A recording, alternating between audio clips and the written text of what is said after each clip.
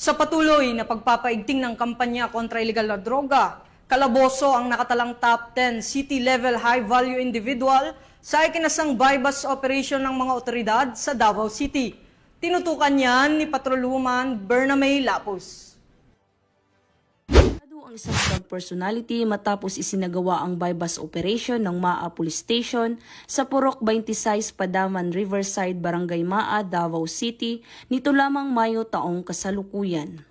Kinilala ni Police Major Philip Dave E. Udin, officer in charge ng Maa Police Station, ang suspect na si alias Brian, 34 anyos, isang barker, na residente sa Purok Gis, Rojas Boulevard, Davao City, na tinaguri ang top 10 city-level high-value individual sa nasabing lugar.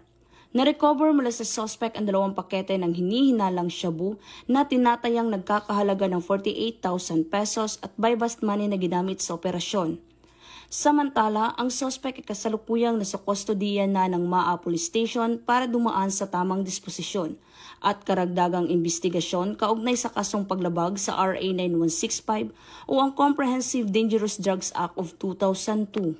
Samantala, patuloy naman ang Police Regional Office 11 sa pamumuno ni Police Brigadier General Leon Victor 07 na sugpuin ang anumang iligal na mga gawain para mapanatili ang kapayapaan at kaayusan sa buong rehiyon.